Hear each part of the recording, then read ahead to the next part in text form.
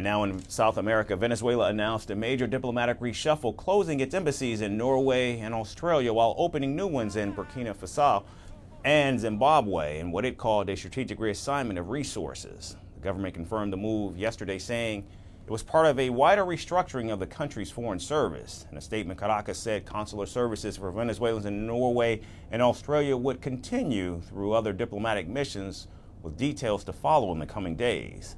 The Norwegian Foreign Ministry confirmed receiving an official notice of the closure, but said no explanation was given. This is regrettable. Despite the fact that we have different views on several issues, Norway wishes to keep the dialogue with Venezuela open and will work towards that.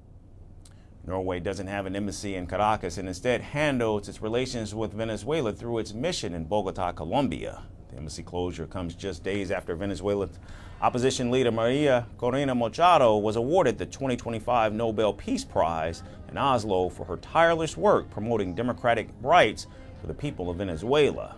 Machado, who has long opposed President Maduro's 12-year rule, dedicated the prize to President Donald Trump. In fact, during an interview, she even said that she is counting down the end of the Maduro government. I have no doubt that we are in a countdown to the end of Maduro's government. I must confess that it has been a great challenge for me. Venezuela's government has not commented directly on Machado's win, but described the embassy closures as unrelated, citing diplomatic restructuring instead. However, the timing has drawn global attention, particularly given the symbolic role of Norway, which is home to the Nobel Committee. Norwegian officials were quick to stress that the Nobel Prize, however, is entirely independent of the government.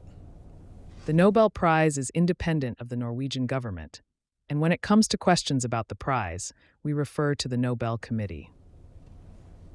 So while the Nobel Committee praised Machado as a key unifying figure in a once deeply divided opposition, Maduro dismissed her as a demonic witch. All the polls are there.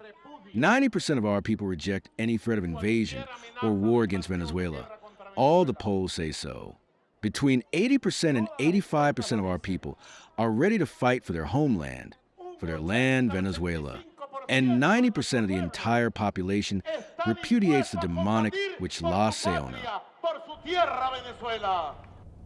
Now, alongside the embassy closures, Caracas announced it will open new embassies in Zimbabwe and Burkina Faso, countries it described as sister nations, strategic allies, and in the resistance against hegemonic pressures. The reshuffle follows weeks of mounting tensions between Caracas and Washington. And the U.S. military recently carried out several strikes on vessels off Venezuela's Caribbean coast, alleging they were involved in narcotics trafficking. At least 21 people were reportedly killed in 4 separate operations. Venezuela has condemned the attacks as violations of international law and urged the United Nations to intervene.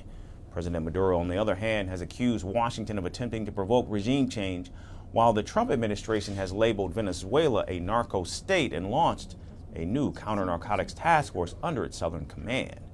With embassies closing in U.S.-aligned nations and new ones opening in countries closer to Russia's orbit, Caracas appears to be redrawing its diplomatic map, and this time the message seems clearly unmistakable.